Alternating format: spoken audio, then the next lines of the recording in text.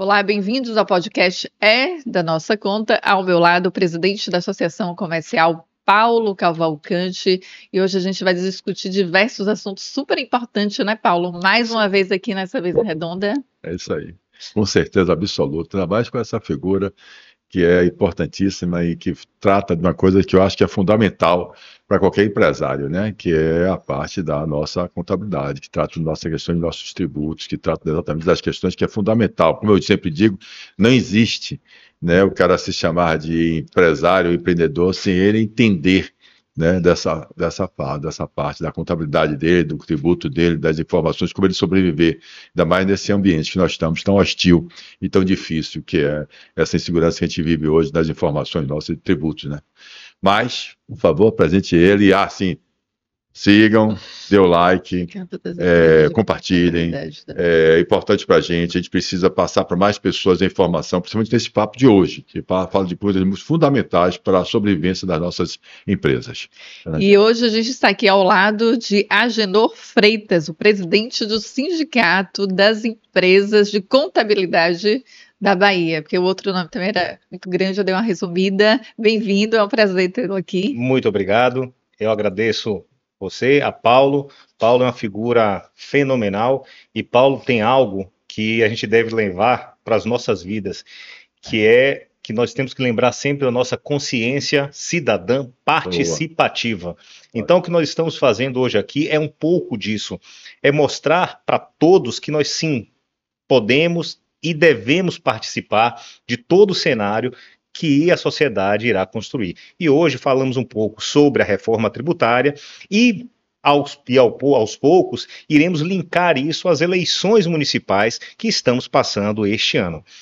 Como é que os prefeitos devem observar isso e o que é que eles devem falar à população? Tributos não é só para empresas, vale para todo cidadão. Então são contribuintes que são expostos à tributação. Conhecer um pouco sobre os tributos é você saber planejar um pouco mais a sua vida, saber planejar um pouco mais a sua empresa para que você tenha, assim, um futuro melhor.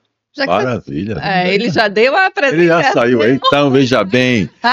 Ele já deu é da nossa conta. É por essa razão que o nosso podcast chama É da Nossa Conta. Porque é sim da nossa conta. A consciência cidadã participativa transformadora. Foi ótimo, a introdução já foi especial.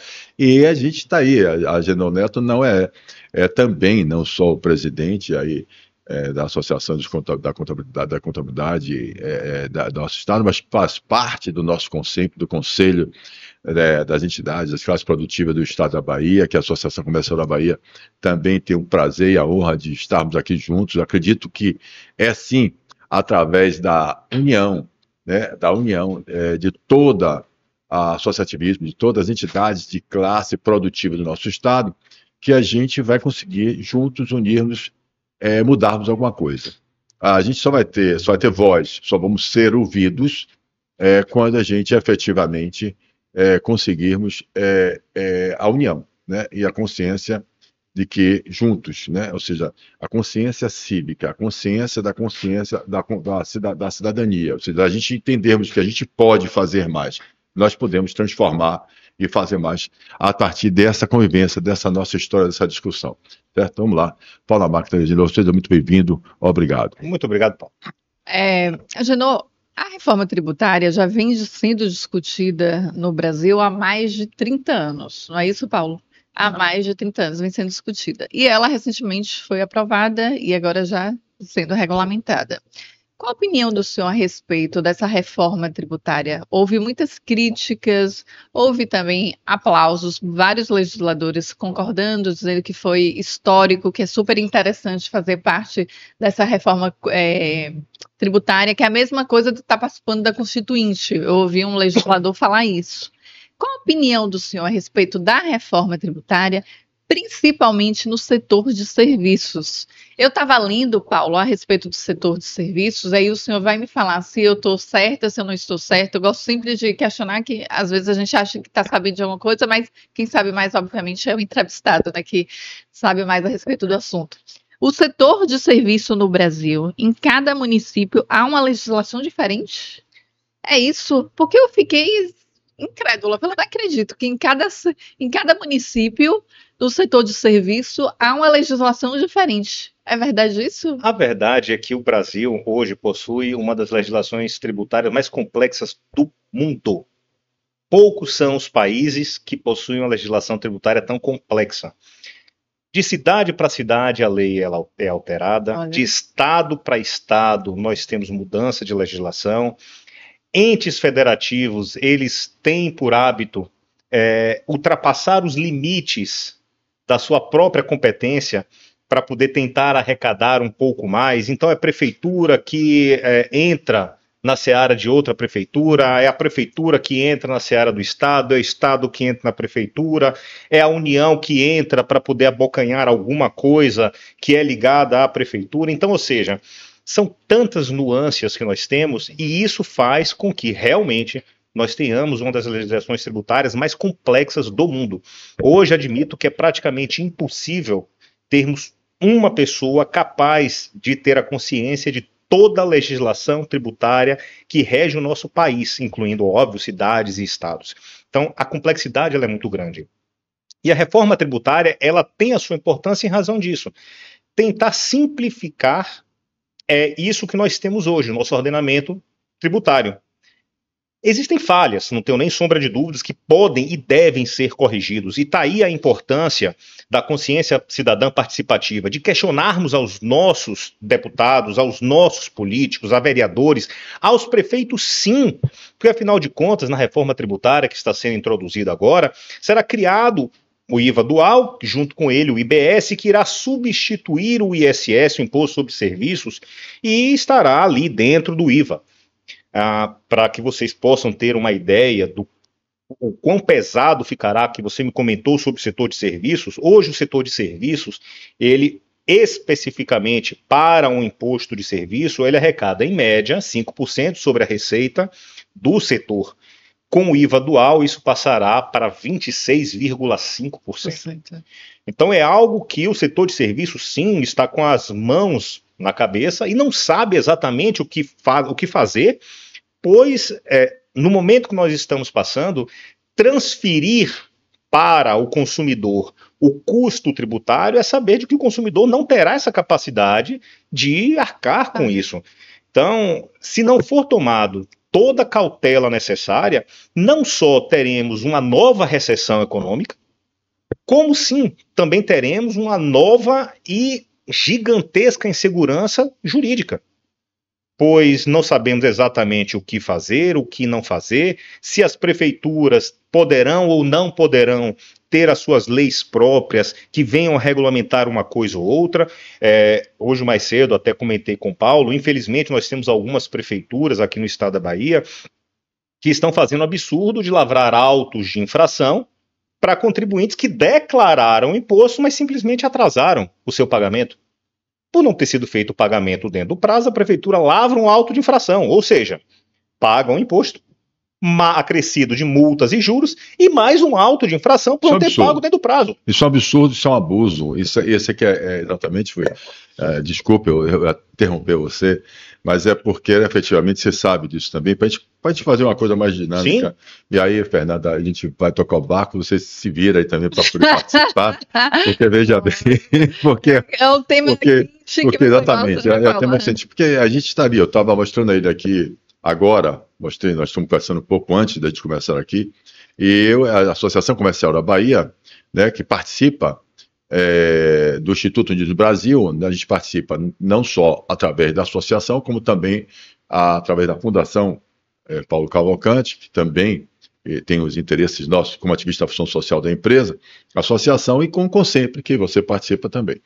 E eu tenho ido, e vocês viram que nós assumimos lá uma dos GTs de trabalho, que foi o GT6, para a gente, das 20 GTs, de 20 grupos de trabalho para discutir as leis complementares da reforma tributária, que foi aprovada, e chegamos a ter 520 escritórios de advocacia no Brasil inteiro se doando, ou seja, sem cobrar, gratuitamente, participando destas frentes, que não foi só a frente do empreendedorismo, que o Instituto Unidos do Brasil, ela apoia a Frente Parlamentar do Empreendedorismo, que o nosso deputado Joaquim Passarinho e o nosso vice é o nosso deputado Zé Neto, aqui da Bahia. E são 220 e poucos deputados e senadores que assinaram essa frente parlamentar, e nós conseguimos uma coisa muito importante, que foi outras frentes parlamentares, quase 20 frentes parlamentares, se unirem, né? Então por isso que teve esse contexto enorme de jurídicos, para discutir a reforma tributária. Fizemos as leis complementares, apresentamos a lei complementares, e até hoje a gente tem discutido, eles mudaram de novo, deixaram de ser 20, passaram a ser 6, aí vem com as discussões todas, e o que eu sempre me sinto, que eu sempre tenho falado, né, eu tenho chamado a atenção. A gente tem reuniões, por exemplo, com a Receita Federal, a reunião com o Bernard App, nós temos reuniões com esqueci o nome dele agora, nome de Passarinho, não, bom, as reuniões que a gente tem com eles, com os líderes, né, que estão fazendo essa parte pelo parte do governo, e a gente vê claramente, que eu digo o seguinte, existe acima disso, não é que você não esteja dizendo o que você está dizendo, eu não estou discutindo, nem estou dizendo que existe uma boa intenção. Efetivamente, quando eles começaram a discutir sobre a reforma tributária, que é um anseio nosso, eles dizem o seguinte, que não vai ser para simplificar. Nós não estamos querendo aumentar a carga tributária, nem estamos querendo perder receita. E a gente concordou com isso. Quando nós tivemos com todos eles que fizeram parte e lideraram esse movimento, eles diziam isso, né, os relatores, nós não estamos querendo aumentar a carga tributária, nós não podemos perder receita, então isso é para simplificar. Reconhecemos essa dificuldade, Agenor, que você está colocando, da complexidade, da dificuldade, da subjetividade do auditor fiscal e essas loucuras que existem de cada um dizer o que pensa para arrecadar, e essas invasões que você citou um pouco mais antes, um pouquinho antes aqui da sua fala. Então, veja bem, era essa a nossa expectativa. Aí nós somos surpreendidos com uma transformação de uma comissão nacional para a centralização mais ainda pessoal do município, e a gente vê agora, eu estava falando isso, fui convidado agora para terça-feira da semana que vem, e está lá em Brasília, exatamente nesse almoço da Frente Parlamentar Promove, com o relator, o Danilo Forte, que está relatando sobre a devedor quanto mais. Eu interrompi, você me desculpe, mas eu acho um absurdo a classe empresária, o contribuinte, as pessoas que pagam imposto nesse Brasil, e a própria classe, todas elas das nossas frentes parlamentares e os deputados, permitir que se crie uma tipificação penal para o direito civil e, por exemplo, para a lei complementar, que é o direito tributário. É você querer tirar toda a subjetividade, é como se o nosso Congresso, isso que me espanta, não entendesse de Constituição Federal Brasileira, não entendesse do que é um ramo que é o penal, né, de direito penal, outro ramo que é o direito civil. E entendemos que a gente não pode criminalizar a dívida. A gente já deixou de ser escravo por dívida há muitos anos, há muitos séculos. A gente vem tendenciando e permitindo que o Estado, pela sua ineficiência administrativa, pela sua ineficiência do retorno e das contrapartidas dos seus serviços públicos, que são ineficientes, é inquestionável, isso é pesquisa, pela sua falta de credibilidade na gestão, que eles comecem a querer, a qualquer custo, aumentar a tributação, historicamente já visto, Fernanda, que não funciona. Que nunca funcionou. Todas as revoltas, todas as revoluções, tudo que aconteceu no mundo, não é possível que as pessoas não estudem história. História, perfeito. Né? Você tem Tiradentes, você tem quantas e quantas questões aqui, a Revolução, ou seja, o Brasil virar república, veio de uma insatisfação em 1889. Quinto dos infernos. Né? Quando você vem, exatamente, então você tem história aí, você começa de novo a exigir e a questão, e você ter o nosso ministro, né, virou memes e memes e memes, Tachad. Você veja que absurdo, e não é uma questão de uma reação popular, não é a reação do empresário. Não sei se você está entendendo. É para todo mundo reclamando. E você vê pela primeira vez uma questão, desculpa, não, mas é só para tocar o barco, que é importante deixar essas falas registradas. dessa experiência que eu, presidente da Associação Comercial da Bahia, estou conseguindo representar a gente, como sempre, todos nós, participando de outras também federações, né?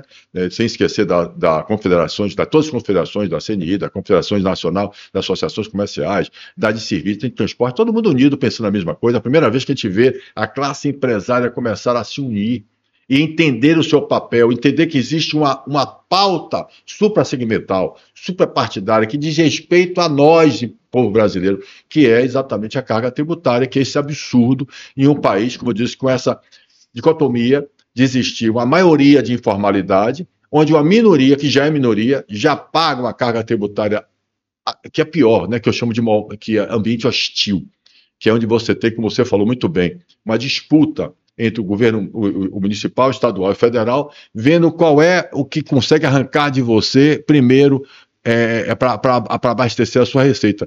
Veja bem, de novo, fazendo só a ressalva, para não deixar muito agressiva a minha fala, eu não estou dizendo, pelo amor de Deus, que as instituições públicas não são fundamentais e indispensáveis ao nosso país.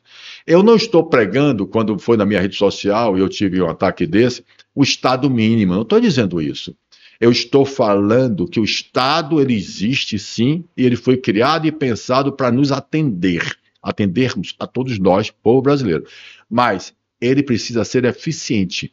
E a eficiência não está só no serviço que ele presta, a eficiência está na sua gestão da sua receita, da sua grana, do tamanho do Estado que a gente pode pagar.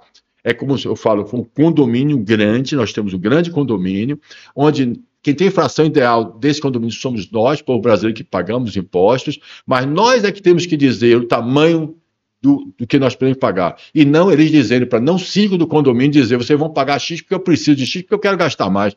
E vamos lembrar de alguns fatos, vou só corroborando com tudo aquilo que você disse, e também trazendo essa insegurança que nós temos. Nós vimos agora, nos últimos 2 anos, 2023, 2024, algumas lambanças do poder público, e eu vou citar algumas, sem dizer qual foi a esfera, óbvio, mas vamos tratar agora, por exemplo, de uma discussão que houve no começo desse ano com a reoneração das folhas de pagamento. Empresas já estavam com suas contas fechadas, com seus custos levantados, com os repasses que seriam levados aos consumidores, e de repente vem o governo e uma caneta vai e diz, não, estamos encerrados, está encerrada a desoneração da folha de pagamento e ela vai ter que ser novamente recolhida.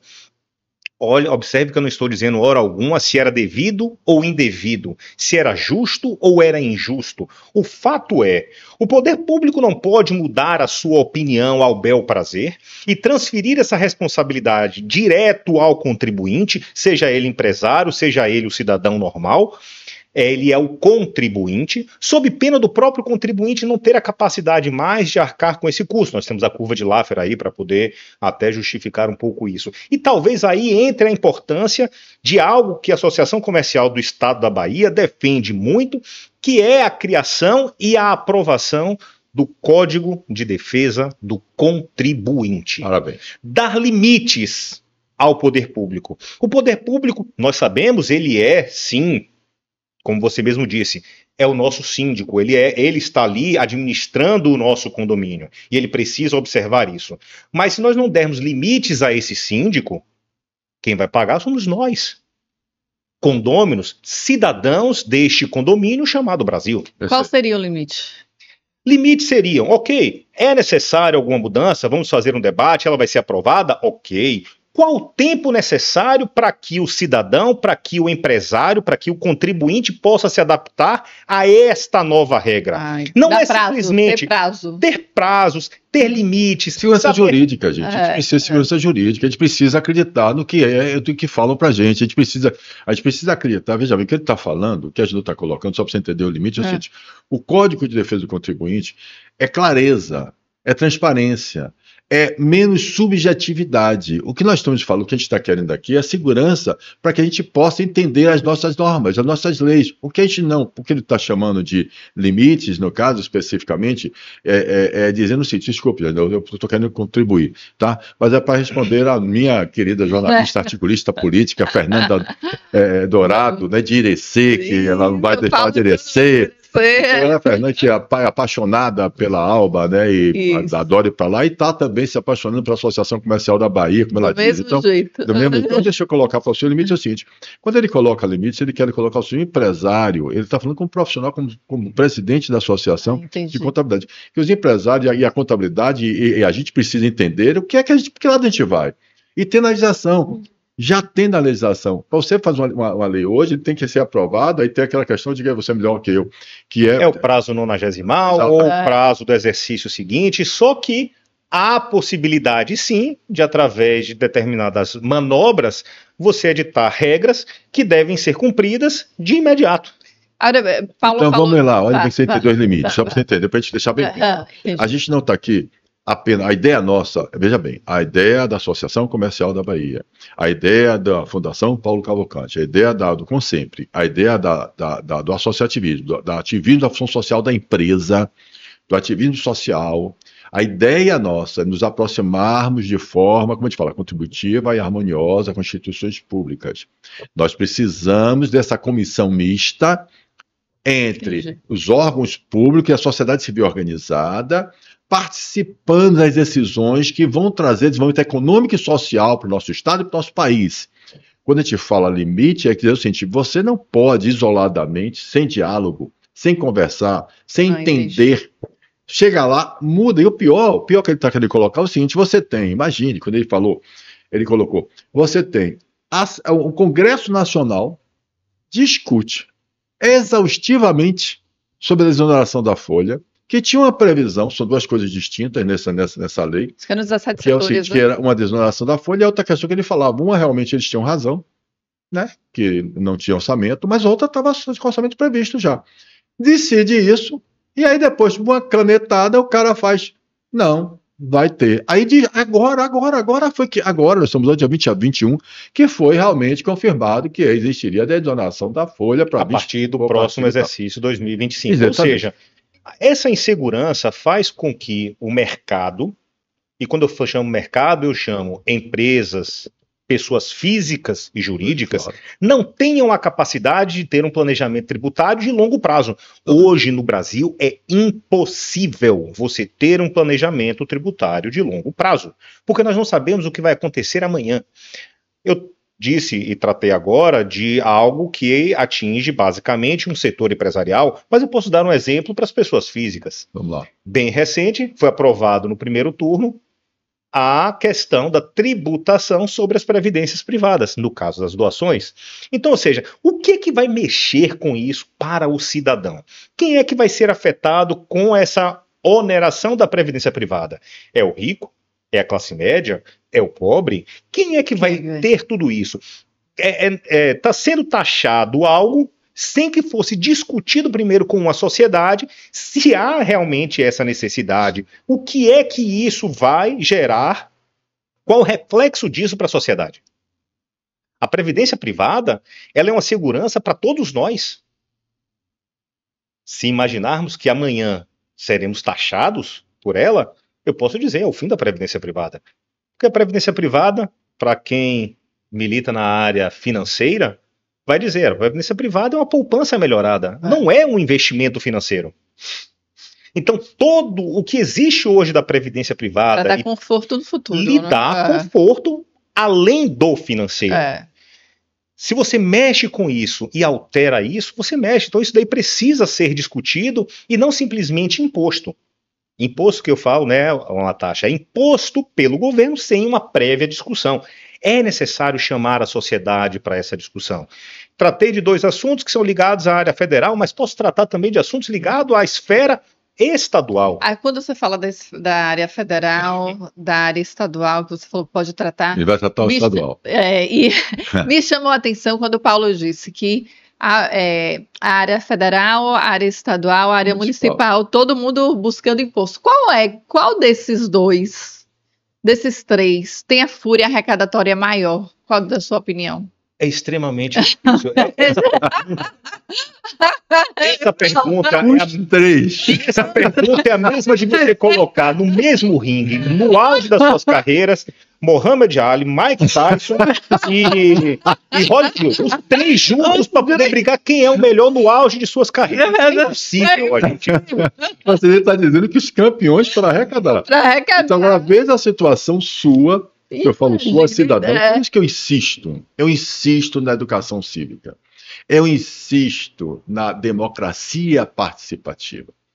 Todos os lugares, de todas as falas que a gente tiver aqui, todos os nossos encontros, verdade. Eu insisto porque, veja, é a solução, ou a gente dar educação ao povo brasileiro, para que ele se entenda como cidadão brasileiro, para que ele entenda que tem uma fração ideal desse condomínio que a gente conversou aqui, chamado Brasil. Ou a gente efetivamente não ensina só questões acadêmicas, mas dando uma questão do contexto dele, de ele se entender com uma capacidade de avaliação crítica de onde ele está inserido e que o país é dele. O Estado é meu, eu sustento ele, estão me cobrando imposto. Como eu chamo a atenção sempre, digo de novo, vou dizer de novo, você, desempregado no seu barraquinho, você paga imposto quando você acorda, que você vai no banheiro. Para a madame não brigar com você, não fazer coisa errada, você acende a luz. Quando você acende a luz, pau na máquina, está lá o reloginho da luz está rodando, a água está rodando. O pão que você come tem imposto, o transporte que vai pegar para procurar emprego tem imposto, a roupa que você está vestindo tem imposto. Não é isso, meu presidente? Até o ar que você respira, então, se duvidar, daqui a pouco irão tributar. Mas tem um imposto que eu quero dizer é que o povo desempregado, o cidadão brasileiro, por ser cidadão brasileiro, ele já paga imposto, ele tem que ter essa autoestima cidadã.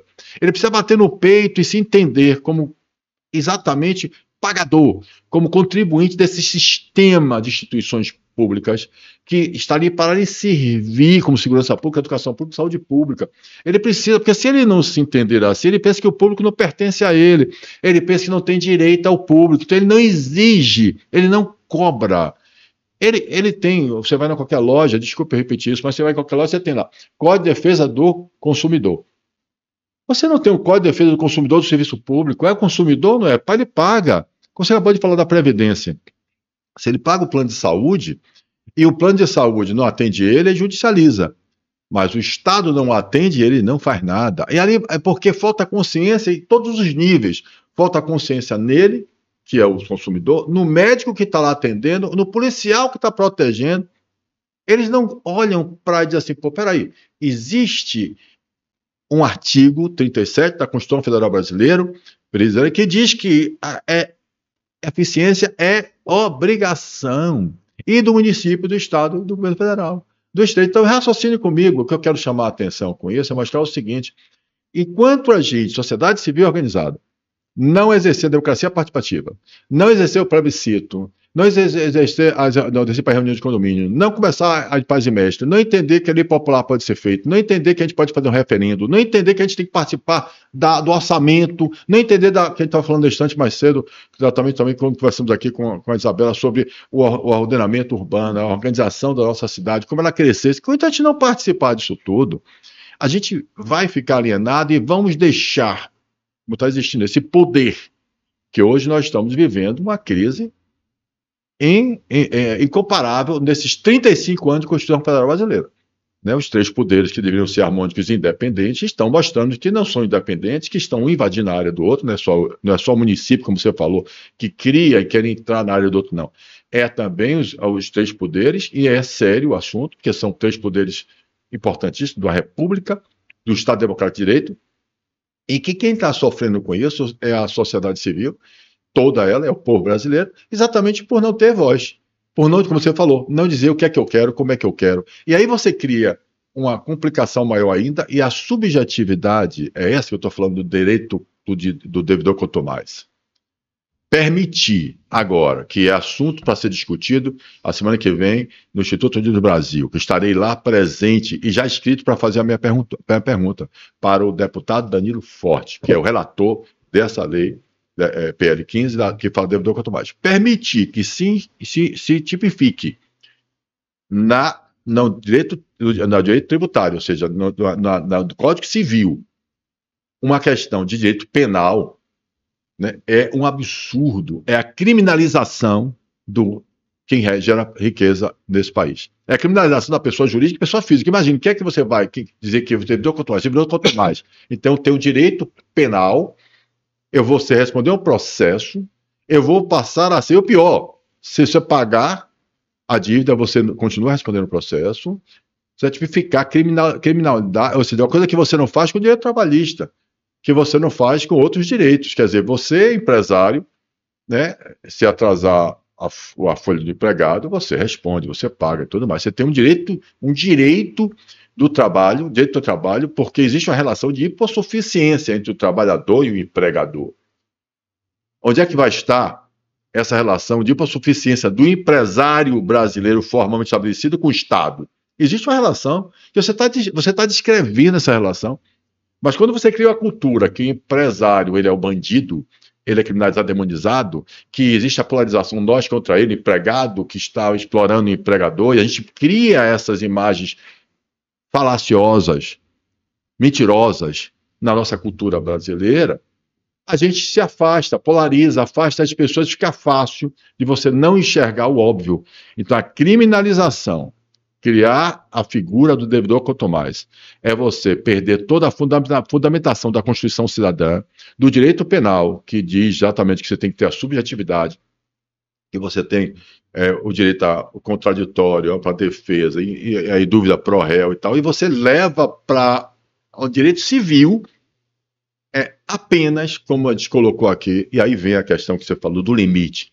Qual é o limite? O limite é isso. Se você dá, você já tem uma subjetividade. Se a gente tem uma reforma tributária dizendo que é para acabar com a subjetividade, dar segurança jurídica e transparência à relação entre gerador de emprego, renda, bem-estar social e Estado, e você ainda cria uma figura do devedor quanto mais para ser utilizado o direito penal como órgão coercitivo para arrecadar imposto, o que vai acontecer é isso?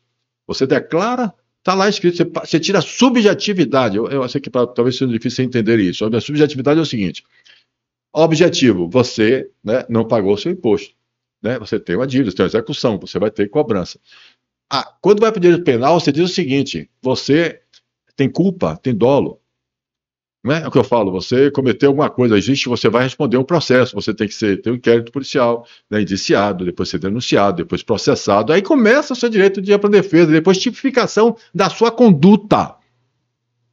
A contumácia no direito civil e na direito tributário, na lei complementar, é um absurdo jurídico, é inconstitucional. É você quer dizer o seguinte: eu vou agora objetivar uma conduta em que o penal seja subjetivo. Eu tenho que identificar se você agiu com dolo. Dolo é o seguinte: se você fez com a vontade de fazer, se você fez criminalmente. Não, Paulo, mas acontece que o PCC está com 1.500 postos de gasolina, então a gente precisa mostrar. É assunto de polícia, meu irmão. Esse não é assunto do direito civil, não. Assunto de polícia, trate como polícia. A exceção precisa ser tratada como exceção. Exatamente. E não como regra. Você não pode chegar e dizer o seguinte: eu, Estado, descer um posto de gasolina, dê licença municipal para ele se instalar, ambiental, porque de posto tem que ter ambiente, permito que ele tenha um CNPJ, permito que ele gere emprego, permito que ele esteja lá com a licença, permito que ele compre a mercadoria, que é tudo fiscalizado e controlada. E aí eu descubro, não, mas acontece que ali existe uma organização criminosa por trás. Se tem suspeita que tem, vai investigar com inteligência da polícia, resolva o seu problema. Quando você generaliza, e para evitar que isso aconteça, você pega os empresários formais, bem intencionados, que têm função social, que está na Constituição, e você generaliza, que é isso? E o que é que nós vamos permitir isso acontecer em nome disso? É o que eu digo, as meias-verdades, a gente tem que ter educação cívica, para ter capacidade crítica de avaliar as informações e avaliar o que está por trás desse interesse. O que está por trás desse interesse é um lobby forte, certo? Exatamente para que eles possam auditar, fiscalizar, né, cobrar de qualquer forma. Eles não estão entendendo, vou repetir o que eu disse 100 vezes, autocanibalismo estatal. É o Estado matando as galinhas de ovos de ouro. Quem sustenta o Estado, o sistema. Quem permite que eles possam, né, criar fundos eleitorais, bilionários, possam criar orçamentos secretos, orçamentos obrigatórios de loteria esportiva, né, que eles comecem a legislar para si, né, ao contrário de representar o povo que o elegeu, o povo que votou nele e deu procuração. Isso que eu estou falando é muito sério. Enquanto a gente não dar educação cívica, olha que a gente está falando tributário, mas enquanto a gente não der educação cívica, entender da capacidade do povo brasileiro ter uma capacidade crítica que eu falo, eu repeti isso, é de você interpretar a informação, interpretar o que está por trás daquilo. Nós teremos, e não tivemos essa capacidade de entender como cidadania, de vivermos em cidade, de vivermos juntos, que interessa sim o bem-estar social, o bem comum, o bem coletivo, é a nossa praia, é o que a gente quer, e é por isso que pessoa jurídica tem função social, está lá a função social da pessoa jurídica, nessa consciência da função social da empresa é importantíssima, o associativismo é importantíssimo, e só assim que a gente vai conseguir realmente ter voz e barrar esses absurdos. Então, hoje, Agenor, eu vou deixar você tocar o barco, desculpe, mas é um assunto que me deixa muito, eu não diria indignado, que é difícil eu me indignar muito, mas que me deixa muito preocupado ainda, e é pauta de preocupação, porque a gente tem feito um trabalho bastante grande para a gente ver se a gente consegue sair de lá com algumas coisas positivas para a classe empresária. Temos tido algumas conquistas, principalmente essa união da classe, das frentes parlamentares e da classe empresária tem sido muito importante, a gente se enxergar com pautas suprassegmentais, mas hoje eu queria colocar para que é uma das maiores bandeiras que a gente coloca, é o seguinte: realmente o Código de Defesa do Contribuinte é uma questão que precisa, pelo menos, para dar clareza, transparência e segurança para a gente saber quanto a gente trabalha. E aí que está a importância do cidadão ter a sua consciência e cobrar dos seus políticos. Em determinado momento eu tratei de assuntos ligados mais à área federal, mas eu preciso também tratar da área municipal, afinal de contas, nós estamos sim prestes a uma eleição municipal. Precisamos cobrar dos nossos vereadores que estes também possam aprovar o Código de Defesa do Contribuinte local. Vamos dar um exemplo para o município, e eu vou tratar de assuntos sempre que, na maioria das vezes, passam desapercebidos. Mas vamos para a área de saúde, vamos para os nossos médicos. Quando você constitui o seu consultório, existe uma obrigação legal. Você precisa ter o seu alvará de funcionamento, você precisa ter tudo isso, você vai atrás do conselho e você precisa ir a um órgão chamado vigilância sanitária. E o que acontece? A vigilância sanitária, pela ineficiência do poder público, é um órgão que não tem a capacidade de fiscalizar ou ir verificar se o ambiente está apto à atividade de saúde. Eu não vou questionar aqui se é devido ou não, se eles estão cometendo excesso ou não. Vou comentar aqui de um assunto. Você monta o seu consultório e você dá entrada numa vigilância sanitária. Quando é que você vai ter a visita de um ente público para verificar se as coisas do seu consultório estão aptas? Daqui a uns 2, 3, talvez 4 anos. Talvez até mais do que isso. 6 anos, 8 anos.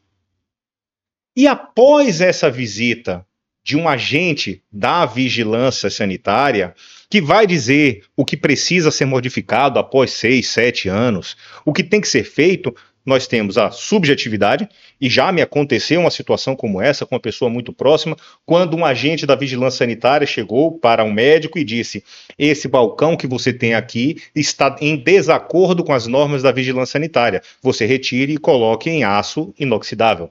A pessoa fez. Gastou 20 mil reais para colocar o móvel em aço inoxidável. 1 ano e meio depois voltou. Já quis outra coisa. Para poder fiscalizar e verificar se estava ok. O novo agente olhou o móvel e disse: aqui não pode ter esse tipo de móvel, tem que ter o outro tipo. Resumindo, o médico ele teve que fazer, porque senão ele não tinha o alvará dele. E qual foi a surpresa dele? Após estar tudo liberado, a vigilância sanitária foi e está aqui a nossa taxa. 8 anos de taxa com multas e juros por você não ter pago no prazo. E aí o contribuinte vai e pergunta: mas espera aí, é brincadeira. Eu não pude pagar porque vocês não foram fazer a vistoria. Eu não pude pagar porque vocês não liberaram essa taxa. Vocês estão liberando agora.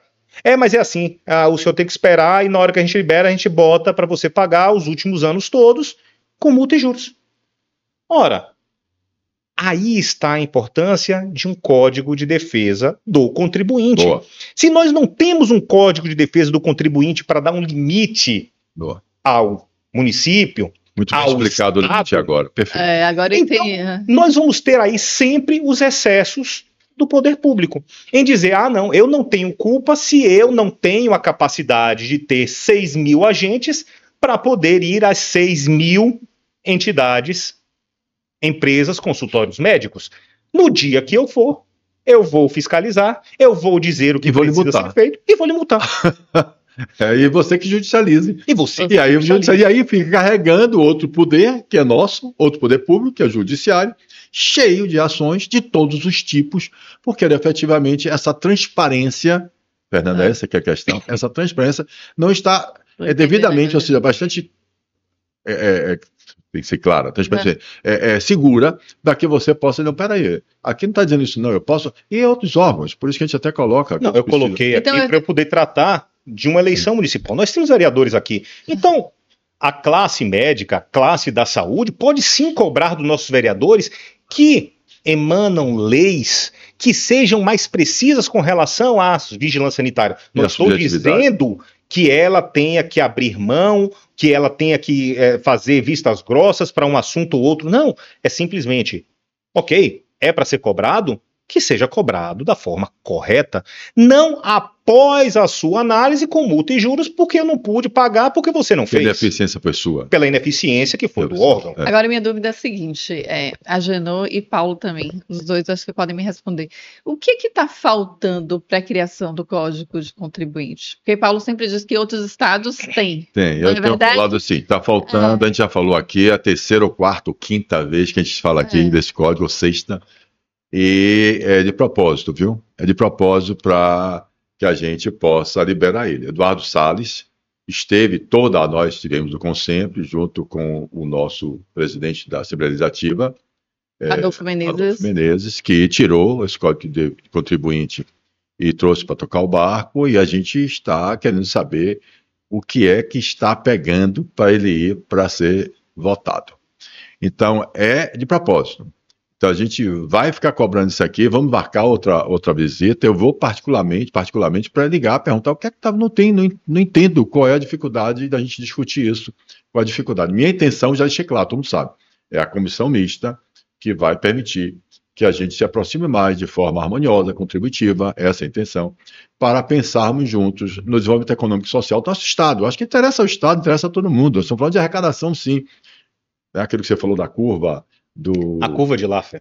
Mostra o seguinte, que se você aumenta demais, você arrecada menos. Mas se você consegue aumentar a produção, o emprego, se você transforma, como eu falo, os informais em formais, mas condições ambientais, ou seja, condições onde ele é um ambiente que ele conviva, seja de fácil transparência, de regulamentação, que ele fique tranquilo, que ele seja realmente acolhido e visto como uma possibilidade de geração de riqueza, de emprego, muda.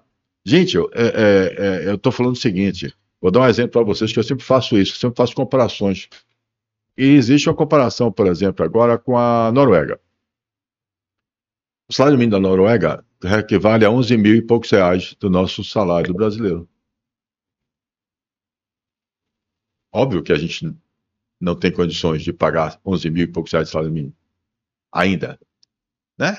Mas veja bem, a diferença entre o salário mínimo e os salários maiores devido à capacidade, ao serviço prestado, ao que for, ela é muito pequena em relação aos liberais, né? As pessoas que estão tocando o barco. Claro que as indústrias vão ter seus resultados, os lucros e tudo mais. Mas o mais impressionante como eu falo, é a capacidade crítica. Quando eu fiz uma pesquisa com o Google, com o ChatGPT, que eu procuro saber, eu perguntei exatamente com essa discussão da mídia sobre a importância da informação da mídia, que as pessoas, a maioria querem que a responsabilidade de ver se é desinformação e fake news seja das empresas, isso é absurdo, transferindo a nossa liberdade de expressão para entidades, a gente vai ser manipulado o tempo todo, né, do mesmo jeito, a gente precisa ter educação para ter capacidade de interpretativa cívica, de entender a informação, somos nós que temos que criticar, somos nós que temos que avaliar, somos nós que temos que saber a credibilidade daquela informação. Nós, se tivermos educação, conhecimento, entender o nosso contexto, ele vai ter isso.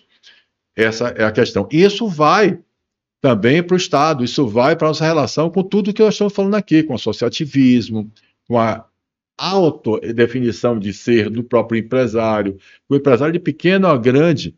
A gente fala, um exemplo importante, a gente fala aqui numa pirâmide, como se nós tivéssemos uma pirâmide feita por pirâmide do Egito, pensando assim, a elite, a super ricos, classe média, classe A, B, C, dividida em classe A, B, C e D, e é. Quer dizer, gente, prestem atenção, considerado rico no Brasil, para classe A, ele só ganhar mais do que 27 mil e poucos reais por mês. Bruto. Bruto. Você está entendendo? Então, o que eu estou falando aqui é o seguinte: a nossa pirâmide não é uma pirâmide, tipo, é uma pizza, é uma mesa dessa aqui, com apenas uma canetinha dessa aqui, ó, dá uma pica assim no meio, aqui assim. Então, você não pode querer criminalizar e marginalizar e transferir culpa como se a elite continuasse fechada, não permitindo. Não é. Nós erramos e fracassamos porque a gente não dá educação na massa. Se em 1888 a gente disse, vou chegar à carga tributária, 1888, a gente aboliu a escravidão. E dissemos, mas nós não demos condições, nós fomos desumanos, nós não demos condições, nem pensamos de como aquelas pessoas iriam sobreviver. Como se nós estivéssemos vivendo diferente de hoje. Como se nossa informalidade não fosse maior do que a formalidade, como se as nossas favelas não estivessem existindo, como se nosso salário mínimo, como se nós não estivéssemos sendo o Estado com maior índice de assistencialismo do Brasil. R$600, pelo amor de Deus, não pode dar dignidade humana a ninguém. Agora, a pessoa ganhando R$600 ou R$1.000, seja o que for, ele pode ter dignidade humana quando ele se sentir pertencente, dono dessa nação. Aí ele tem dignidade humana. Quando ele perceber que eu estou essas informações que eu estou dando, peraí, quer dizer que não sou eu só, não? Não. Nós somos maioria. Eu bato isso todo que nós estamos conversando. Nós somos maioria. Você pode transformar o ambiente seu, sua vida. Você vota. Agora, enquanto você não se sentir pertencente a essa nação, enquanto você acha que você é informal, subterrâneo, que você não faz nada, que você é perseguido pelo Estado, que o Estado não tem para ajudar, que os órgãos controladores e fiscalizadores estão ali para destruir você e botar seu nome sujo, eu não me sinto pertencente a esse Estado. Se eu não me sinto pertencente, eu vendo meu voto. Eu troco meu voto por um show. Eu troco meu voto por uma luz, uma água, um asfalto, ou troco meu voto pelo fato de o cara mesmo conseguir um emprego na escola, mesmo que eu não tenha capacidade. Eu troco meu voto pelo assistencialismo. Eu sou a favor do assistencialismo, está na Constituição Federal Brasileira. Eu já disse que tudo meu é fundamental na Constituição Federal Brasileira. Eu quero a progressão da Constituição de 88. Eu quero que a gente avance, não regrida. Eu sou a favor. Mas o assistencialismo ele tem que ser visto como uma capacidade que eu tenho naquele momento, pela dificuldade que estou passando, pela assistência que eu tenho, mas eu não posso perder a minha vergonha na cara. Eu não posso perder a minha dignidade. Eu não posso me sentir, eu tenho que me sentir orgulho de mim. E para me sentir orgulho de mim, eu preciso me autossustentar. E quando eu percebo que eu contribuo para o Estado, eu começo a me sentir pertencente, eu começo a cobrar o que a gente está pagando, e muito caro. Então, o que eu estou querendo chamar a atenção é que a gente precisa desmistificar algumas questões. É mentira que pobre paga mais imposto do que rico. É mentira, é falácia. É enrolação eleitoreira. O rico paga mais imposto do que o pobre. Proporcionalmente, aí sim. Você, para sobreviver no país em que o tributo está embutido no tudo que você consome, você está pagando, em relação ao seu salário, mais imposto. Proporcionalmente, percentualmente, você paga mais. Percentualmente. Mas não mais em valor absoluto. Não mais em valor em grana. Então é importante a gente dizer essas questões, é importante chegar lá, é importante vocês entenderem que vocês não são minoria, que o povo brasileiro, a maioria, são de mulheres, negros, pardos e de pessoas com a baixa renda. É importante entender. Porque quer dizer o quê? Então, se quer dizer que eu tenho poder para transformar a minha vida? Sim. Mas como eu faço isso? Aí vem. A crítica que fizeram lá atrás, com a abolição, é a mesma crítica que a gente está fazendo hoje. Dizendo o seguinte, mas nós não preparamos nosso povo para entender, até hoje, 2024, a gente não preparou o nosso povo para entender o seu papel, entender o seu valor, as suas conquistas de 1988 da Constituição. Todos nós somos iguais perante a lei, nós temos direito à educação pública, saúde pública, segurança pública, com eficiência, saneamento, assistencialismo. Quando a gente se entender pertencente a esse país e começar a cobrar ele, aí os abusos, os limites dos órgãos fiscalizadores e controladores, eles passam a se entender que eles não são os únicos. Eu vou receber comissão, Fernanda, para multar. Eu recebo... claro, eu tenho que fazer uma ressalva. Eu não estou generalizando. E eu sei que existem muitos movimentos, inclusive instituições, dentro das instituições públicas, exatamente chamando isso, orientando, educando, chamando a atenção para isso, mostrando, gente, a gente vai ganhar muito mais se a gente orientar o nosso contribuinte, que está pagando nosso imposto, do que se a gente ficar botando. Se a gente mata ele, não resolve nada. A gente está matando as galinhas de ovo de ouro da gente. Vamos contribuir com isso, deixa esses caras existirem. É muito mais interessante trazer mais gente para dividir, como você falou, dessa curva, trazer mais gente para pagar mais. Quando pagar mais, você arrecada mais e paga menos. É isso que a gente está olhando. Quando a gente olha para o mundo, quando a gente falou assim, o Brasil é um dos últimos países do mundo a ter um sistema único de imposto. A gente vai ter 13 impostos, mais impostos especiais, né, doutor? Mais ou menos isso. É mais, né? Na verdade, o que está sendo visto é somente a unificação de alguns impostos, 5 impostos, que é o PIS, COFINS, o IPI, o ICMS e o ISS. Mas continuaremos tendo uma penca de outros tributos aí envolvidos. Mas assim, a reforma tributária... Nome, né? Só fez aglutinar. A reforma tributária, ela é sim importante, a gente não pode minimizar a sua importância, ela é importante, mas também nós temos que levar em consideração o que ela vai representar realmente para a sociedade. Se ela for bem debatida, se ela for aplicada da forma correta, nós vamos ter sim um crescimento sustentável. Então, o crescimento sustentável é a chave para a questão. Cobrar dos políticos que aí estão, ou aqueles que virão, quais são as suas plataformas para um crescimento sustentável.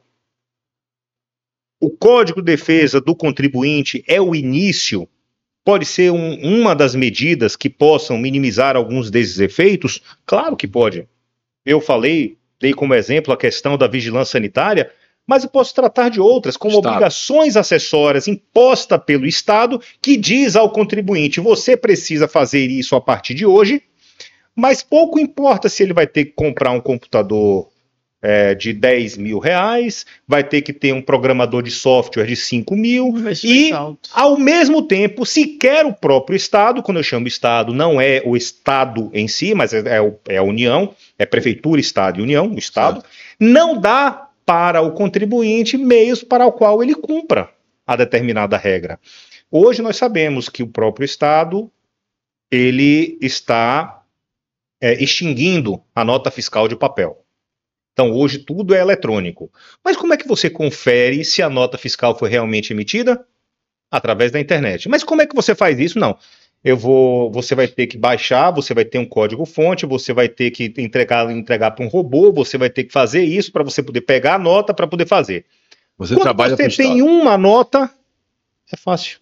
Quando você é uma empresa que você recebe 5 mil, 10 mil notas por dia, é impossível você estar clicando no robozinho. Então o Estado impõe isso às empresas, mas ao mesmo tempo, eu não tenho capacidade de lidar com máquinas que possam lhe dar a chance de pegar essas notas todas de uma única vez.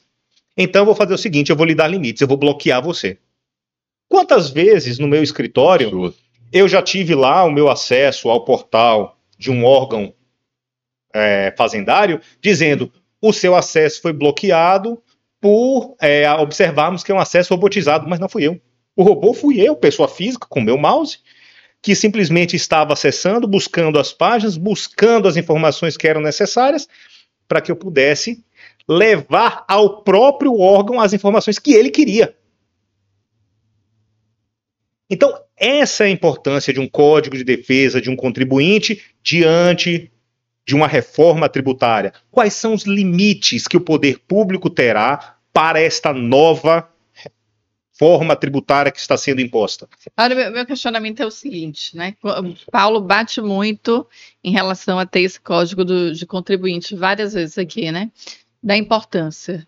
O senhor também está fazendo da mesma forma, os dois em conjunto. O código contribuinte, ele dará essa segurança jurídica que tanto fala? Vai ser a solução? O meu questionamento é assim. Eu não diria que é a solução, mas é um primeiro passo. Mas eu responderia, posso isso aí? É. Raciocine comigo. Você tem a lei da Maria da Penha. Sim. Solucionou o problema das mulheres apanhadas do marido? Não. Mas você tem uma lei da Maria da Penha. É. Você tem um código você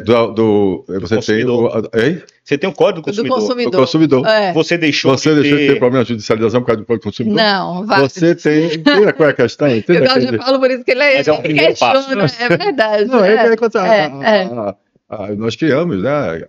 Adolescente também é a mesma coisa, né? Você está certíssimo. Então, o que acontece é o seguinte, mas pelo menos você, como mulher, tem uma lei para ir buscar, para colocar. Isso já foi definido aqui. Tem onde recorrer. Pelo menos, quando a gente fala de ativismo da função social da empresa, eu fiz isso de propósito. Por que ativista da função social da empresa? Na conversa que eu estava tendo com meu querido amigo Juan, da Indeba, eu cheguei para ele agoniado, depois daquele episódio meu, e eu agoniado, que não é possível, como é que pode a gente ser destruído pelo próprio Estado e a gente não vê como a gente recorrer, porque todo mundo sabe, até o Estado reconheceu já que foi equívoco. Como é que a gente recorre? Aí eu disse, já sei, você é um ativista da função social da empresa. No primeiro eu falei, você é um ativista do empresário. Aí ele falou assim, não use o termo ativista do empresário, não. Use outro termo, que tal função social da empresa? Eu adorei, eu absorvi. Porque a função social da empresa, ela está na Constituição Federal. Então, quando você começa a falar, gente, a Constituição Social da empresa, a empresa tem uma função social. Quando você fala, o artigo 170, 171, que fala de solidariedade, é função social da empresa, está no artigo dela. Quando você fala pleno emprego, pagamento de tributos, bem-estar social, quando você fala disso, tem avanço tecnológico, quando você fala dessa diminuição da desigualdade, combate à desigualdade, está na função social da pessoa jurídica. Então, olhe bem. Entendi. Quando você fala ativismo, sim. Então, vamos acabar com essa polarização, porque não existe empresa sem pessoas. Então, você está ali. Eu repito essas coisas porque é assim que a gente vai passar na cabeça dos outros. Tem que repetir 10, 20, 30 vezes. Então, olha bem. O que ele está dizendo é o seguinte, o Estado pega e joga para a gente a responsabilidade. Se eu não me engano, quantas horas ou quantos meses são por ano, se você tiver essa estatística, que vocês, a contabilidade, tem que trabalhar para o Estado, ou seja, uma empresa, ela tem que trabalhar, acho que no seu 2/3, se eu não me engano, para empregar, ou seja, eu tenho que contratar. Tudo que ele falou ali, eu tenho que botar gente na minha contabilidade, eu tenho que botar no meu corpo, trabalhista, é recursos humanos, é administrativo, é controle, tudo eu tenho que fazer, ainda contratar consultores, contratar ainda auditoria externa, para que você possa chegar para o fisco e dizer, fisco, não, eu estou aqui arrumado, quer dizer, que você vai ser multado. É dificílimo eu conhecer uma empresa que tenha mais de, eu vou dizer, 3 anos, ou 4 anos, ou 5 anos, que não tenha uma discussão tributária. Né? Nossos queridos advogados tributaristas, nossos queridos, tantos que nós temos aqui na Bahia, muito bom, inclusive um que é Marcelo Nogueira Reis, que é nosso vice-presidente da Associação Comercial da Bahia, e todos os outros. Advogado fenomenal. Exatamente. É incontestável a competência de Marcelo. Pois é, então é exatamente competentezinho, mas veja quantos trabalhos eles detêm e têm. Né? Então, quer dizer, o que eu quero colocar, entre outros grandes advogados tributaristas que nós temos aqui, não quero deixar de falar de nenhum deles, inclusive faz parte do nosso núcleo jurídico.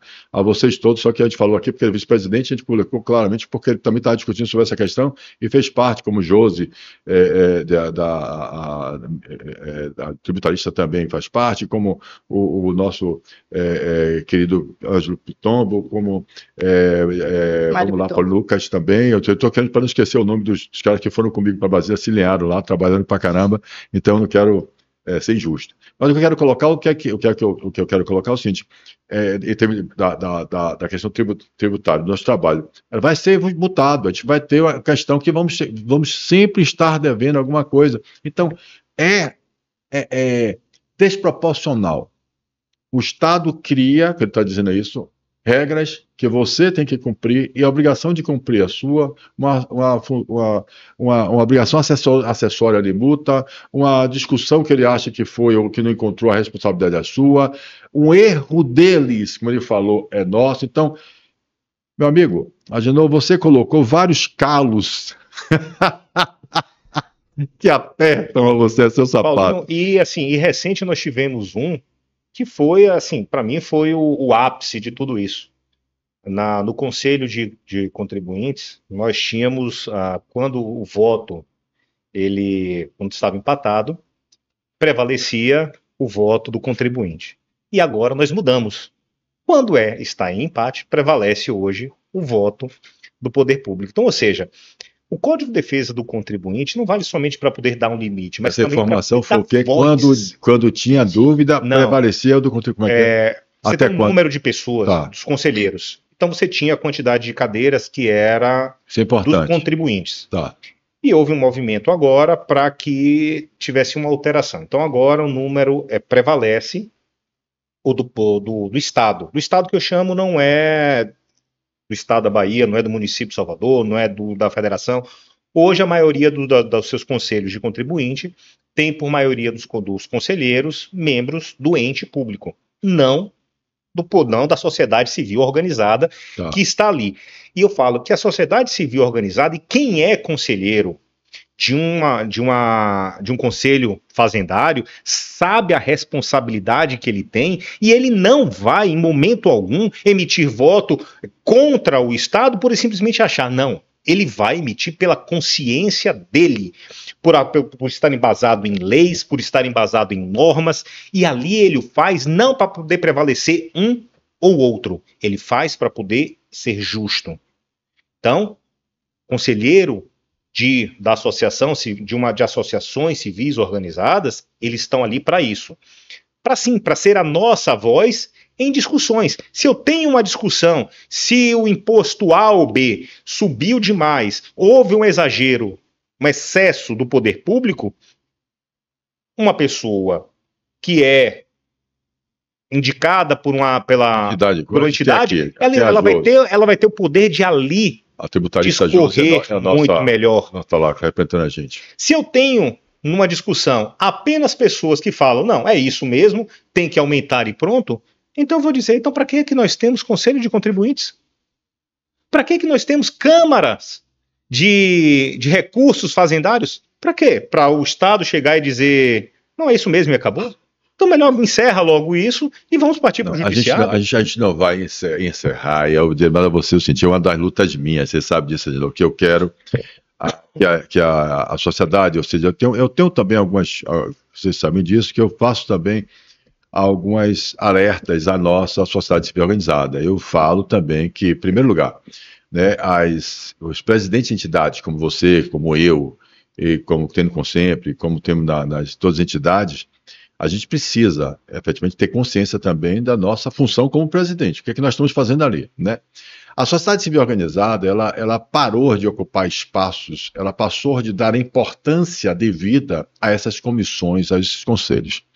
Veja que é muito comum a gente chegar e o pior, as entidades de classe, elas se segmentaram, foi um erro, né? Durante a história, Fernando, a gente foi fazendo a FIEB, FIComércio, FAEB, FCDL, associações comerciais, aí vem o CID Combustível, a Brasel, aí vem, aí fomos, transporte, se for de transporte, tem transporte de carga perigosa, transporte de carga seca, transporte de carga avulsa, transporte não sei o que lá. Se você vai aí você tem vários presidentes e sindicatos. Isso aconteceu não só na questão trabalhista, não na questão das classes dos trabalhadores também, que começou o trabalhador da classe comercial, o trabalhador da classe, o trabalhador daquele, como também das classes empresárias. Isso, ao invés de se tornar uma questão efetivamente com visões de seu segmento, da sua atividade, mas sem se afastar das pautas suprassegmentais, que eu chamo que as pautas que dizem respeito a uma reforma tributária, administrativa, política. Deu para entender? A gente começou a olhar, e principalmente com o Sistema S, que eu não estou fazendo crítica ao Sistema S, ao contrário, belíssimos trabalhos foram desenvolvidos graças ao Sistema S. O Sebrae é uma coisa espetacular, eu estou fascinado, eu sou admirador do Sebrae, como sou admirador também do trabalho do SEMAI, do Senai, Cimatec, maravilha. Então, escolas, faculdades, coisas espetaculares. Então, eu só estou falando que esta questão trouxe um afastamento das entidades, ou seja, dessas entidades clássicas, se entendendo como força, ou seja, a união das entidades, se entendendo como força de pressão e voz. A Associação Comercial da Bahia, por exemplo, por ser uma casa bicentenária e não ter Sistema S, ou seja, ser, por estatuto, voluntariamente mantida pelas doações dos empresários, né, ela se enfraqueceu muito durante esses anos. Em fortalecimento do Sistema S, porque recebe opcionalmente ali aquele dinheiro, então tem receita, tem orçamento e, óbvio, os empresários confortavelmente vão para o lugar onde tem uma sala bacana, secretária, ar-condicionado, salão, tal. É aqui que tem que construir. Mas nós temos uma história, casa de luta, uma história, uma biografia, assim, uma biblioteca aqui fantástica, a gente está recuperando, uma história bacana. E essa história que faz a gente resgatar essa consciência cidadã participativa transformadora, a união da classe empresária, de quem efetivamente se juntou, como no passado, há 213 anos, como empresários, primeiros empresários, para fazerem essa casa, para ter a primeira Câmara de Conciliação e Arbitragem, tantas coisas importantes. A primeira escola de contabilidade. A primeira escola de contabilidade do Brasil nasceu aqui na Associação Comercial da Bahia. Então nós temos uma importância da Associação Comercial como um aglutinador. É importante que todas as entidades, elas entendam. Eu não estou dizendo que a minha entidade, que não vou dizer que é minha, mas a que eu represento, exatamente, ela seja mais ou menos importante. Eu não vou dizer que o dos médicos é mais ou menos importante. Na verdade, temos que entender que nós fazemos parte de uma sociedade. Um conjunto. E ao fazer parte dessa sociedade, nós precisamos ter uma consciência de que sim, nós temos voz, que sim, nós podemos sim chegar e pleitear. Boa. Nós precisamos ser ouvidos. Boa. E não simplesmente ouvidos para poder entrar por um lado e sair pelo outro, mas precisamos ser compreendidos pelas nossas necessidades, dos nossos anseios. É isso aí. Óbvio que os empresários do setor de transporte de alta periculosidade irão querer algo que distingue de um outro. Nós precisamos ter um consenso. E o poder público está aí para isso. O síndico do condomínio, ele não está ali para poder fazer com que o desejo de todos os seus moradores sejam atendidos. Ele está ali para que haja um consenso e que todos se sintam pertinentes a esse condomínio e felizes por aquilo que ali está. Pelo menos a maioria, né? Exatamente. A maioria. Então, sabemos, nós temos um ditado, não é nem um ditado, é uma frase muito clássica que diz de que toda unanimidade é burra. E se trazermos isso para a nossa realidade, o 100% ele é errado. Precisamos ter, sim, pessoas que discordem. Se tivermos apenas pessoas que concordem, há um erro. Está errado. Eu acho que tem que ter discordância. Discordar é preciso para que se entenda o outro lado. Então, a campanha que nós vamos ter a partir de agora, porque começou a partir de agora, do começo de agosto, ela é importante para isso. Para que vereadores, candidatos à prefeitura, candidatos a vereadores, possam escutar de forma efetiva a sociedade. Possam escutar de forma efetiva o empresário, mas não apenas para escutar, para saber que sim, nós estamos nos organizando para cobrar. Este é o principal. Nós não queremos mais um político para que esteja lá apenas no momento de campanha, dê um tapa no ombro e diga, vote em mim. Nós queremos uma pessoa que trabalhe pelos próximos 4 anos como os nossos representantes. Muito bem. A fala sua de hoje do Jornal à Tarde, né? A ACB em Foco. Você já viu o seu artigo lá? Nosso, né? Nosso artigo lá estava lá, você e Carlos Cantuária falando exatamente essa. Sua fala é essa, sua fala é exatamente essa, né? Essa questão de a gente entender que esse é o momento da gente cobrar, ouvir os candidatos. O que é que eles estão pensando em relação a essa questão, em relação à classe produtiva? Não só a classe produtiva, mas uma agenda é esta e muito importante. Lembrando que a agenda produtiva, ela gera emprego, ela gera renda, ela aumenta a economia, ela gera tributos. Não discutir a questão econômica é ser minimalista. Nós não podemos questionar apenas o assistencial por ser assistencial. Nós temos que discutir, sim, o que é que os candidatos estão propondo para o setor produtivo. O que é que eles vão fazer para que o setor produtivo ali esteja, ali continue.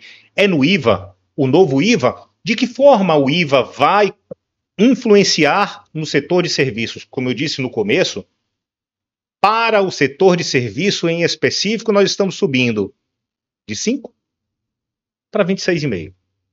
Alguns dirão, mas o setor de serviço poderá recuperar, ter créditos. Ok, setor de serviço é intelecto, é mão. Tem custo? Claro que tem. Quem me disser que uma mão não tem custo, eu vou dizer, pelo amor de Deus, volte, se eduque, que aí você vai entender qual é o custo de ter uma mão, qual é o custo de ter uma cabeça. Precisamos levar isso em consideração, sim, o custo da educação. Boa. Então, políticos, vereadores, prefeitos, que sim terão uma cadeira para organizar esse novo IVA, precisam discutir de que forma impactará nas cidades o IVA.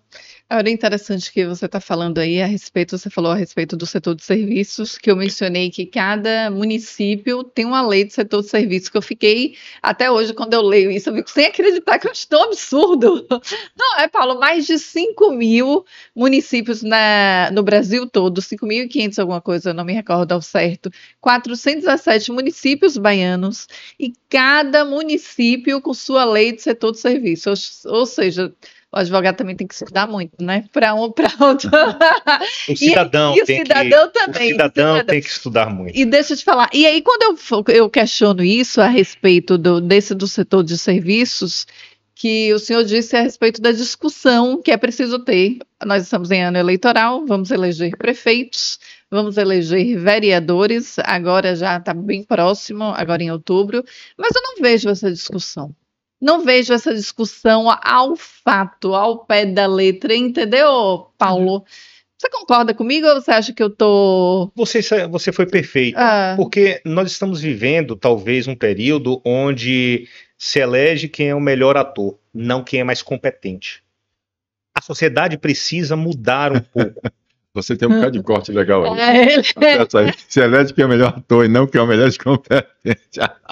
Quem é mais competente? Nós, como sociedade civil organizada, precisamos entender isso e lutar, nos unirmos para que sejam estes questionados, para que estes possam expor quais são realmente as suas plataformas. A plataforma pode não ser especificamente tributária, pode não ser especificamente da saúde, da segurança. Ela é uma plataforma geral. Talvez eu hoje, por representar a classe empresária, venha tratar sobre a questão tributária. Mas não há como dizer que a questão tributária não influenciará na saúde, na educação, na segurança, porque se o tributo não for muito bem debatido, não haverá recurso para nenhum deles. Se o tributo não for muito bem discutido, teremos exageros e aí aquilo que ocorreu no passado, o despreparo e a ineficácia do poder público, que simplesmente fazia por fazer, simplesmente por gastar. Graças a Deus, hoje, a política está melhorando. Precisa melhorar muito mais, eu não tenho nem sombra de dúvida. E para isso que a consciência cidadã participativa aqui está, para cobrarmos deles a eficiência. Parabéns. Gente, vamos lá que nós já cumprimos a nossa tarefa em relação ao seu tempo. Eu sei também que você está cheio de coisa para fazer aí. Vamos lá, vamos, Fernanda, colocar aí o que é que você diria. Eu queria que você aproveitasse para os seus clientes que estão aí, os nossos associados e nossos parceiros do Concentre, associação, sociedade civil organizada. Dá uma mensagem legal para o pessoal aí, para ver se eles se animam ou não. O que é que você... Paulo, o principal que eu posso falar, seja para empresários, cidadão, vamos entender que há uma responsabilidade sim em cada um de nós, que individualmente somos sim formigas, mas se unirmos, seremos sim uma força. Vá ao seu órgão de classe, vá à sua associação, esteja presente, contribua. Venha à associação comercial, contribua para a associação comercial. Vá ao sindicato seu, contribua para o seu sindicato. Sabemos que tudo aqui tem custo. O microfone que aqui está, a luz que aqui está, tudo isso tem custo. Quem custeia tudo isso? Para que hoje tenhamos voz, algo precisou ser feito. Perfeito. Não vai adiantar só a minha palavra. Se todos nos unirmos, todos teremos voz. Excelente, parabéns. Eu acho que é isso aí. Eu acho que é por isso que a gente tem que aproveitar e compartilhar mais essa fala. Eu acho que eu vi aqui vários bastante impactante, muito legal, eu gostei. E a gente precisa compartilhar, a gente precisa dar o like também, porque a gente está aí tocando o barco, precisa efetivamente salvar as coisas que são importantes para que a gente possa divulgar. É a consciência cidadã participativa transformadora. É sim o eu atitude, o que a Genoneto está colocando aqui, claramente é o atitude, é o eu responsável, é o eu transformador. A transformação do nosso ambiente fará através de nossas ações, né? A gente não pode transferir responsabilidade, a gente não pode deixar na mão dos outros o que é nosso, conquistas que nós adquirimos, né? Não existe salvador da pátria, não existe um só presidente, seja lá quem for ele, que sozinho vai resolver o problema do nosso país. Não existe. Juntos, unidos, todas as entidades, principalmente a sociedade de classe. E a gente está falando aqui, nós estamos aqui abertos, a Associação Comercial da Bahia e todas as outras associações de classe estão abertas para que a gente possa participar, entender as nossas responsabilidades. Quem mais pode fazer por esse país somos nós. Os que menos precisamos de educação pública, saúde pública, segurança pública. Somos nós, mas nós temos que participar. Porque quando os culparam lá atrás, quando eu falei aqui de 88, que não deram condições às pessoas que foram livres de ter casa, moradia, condição de trabalho, nós continuamos fazendo isso hoje. Nós precisamos abrir os olhos, enxergarmos que nós continuamos não dando educação cívica, não dando orientação ao nosso povo. Não baixou só, assim como não baixou abolir a escravidão e assinar a Lei Áurea lá e do Princesa Isabel, não adiantou a gente fazer uma Constituição de 88, chamada Constituição Cidadã, e dizer que somos todos iguais, que somos todos direitos, que nós temos direito à educação, saúde pública, segurança, assistencialismo e tal, se a gente não fez, ou seja, se não fez, são poucas pessoas. A nossa Constituinte está aí, nós temos vários, inclusive, deputados hoje ainda, e senadores hoje, que fizeram parte da nossa Constituinte, que fizeram parte daquela lei de 35 anos atrás. Nós precisamos participar das nossas escolas públicas. Nós não podemos abandonar a escola pública, o posto de saúde pública, a segurança pública é da nossa conta, sim. É sim da nossa conta, é da nossa responsabilidade. Então, isso nós estamos fazendo aqui, como você falou, Angela, eu gostei muito que você disse, precisamos, isso aqui não surge do nada. Né? E graças a Deus estamos tendo várias e várias pessoas apoiando esse movimento. Então, a consciência cidadã participativa, amadurecimento da nossa inteligência cidadã. Quando eu chamo de amadurecimento da inteligência cidadã, é que eu estou chamando a atenção, dizendo o seguinte, eu usava um termo que eu não gostava, que eu mesmo não gostava, todo termo que possa ser um pouquinho pejorativo, eu tiro. Eu chamava de analfabetismo da inteligência cidadã. Então eu disse, não, infantilidade, nossa inteligência cidadã, a gente ainda precisa amadurecer ela.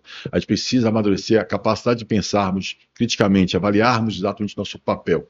E a partir disso a gente transformar nosso ambiente, nosso país. Nós temos, vou repetir, o melhor país do mundo. Desculpe, me empolguei. Do mundo. Rico, próximo, um povo maravilhoso, já misturado. Já nos amamos o suficiente. Desculpe, Fernando, mas só para colocar mais uma vez aquilo que eu gostei, porque eu aprendi essa semana. Se em 1872 nós fizemos o primeiro censo no Brasil, nós só tínhamos 15%, para você entender, de escravos. Nós tínhamos 10 milhões de habitantes. E nós chegamos a 200 e tantos milhões de habitantes. E hoje nós somos maiorias de pessoas negros e pardos e mulheres. Veja quanto esse país se amou, se relacionou, nos misturamos. Nós somos a nação com nossas características próprias, né? Nós falamos a mesma língua, nós temos o mesmo passaporte. É aqui que a gente tem que pensar em viver, é aqui que a gente tem que pensar em melhorar, né? Vamos torcer pelo nosso país, como a gente torce pelo time de futebol, né? Essa semana você viu lá um cara do Vitória lá chateado porque foi fazer um aniversário do filho dele e botou o aniversário como se fosse o time de futebol do Vitória e do Bahia, sei lá como foi. Aí botaram ele. Ele batia no peito e falou, mas eu continuo sendo Vitória, mas é um absurdo, meu filho quer uma criança e tal. E aí ele fica indignado, ele briga, ele faz, mas ele diz, eu sou Vitória. É isso, gente. Nós somos o povo brasileiro.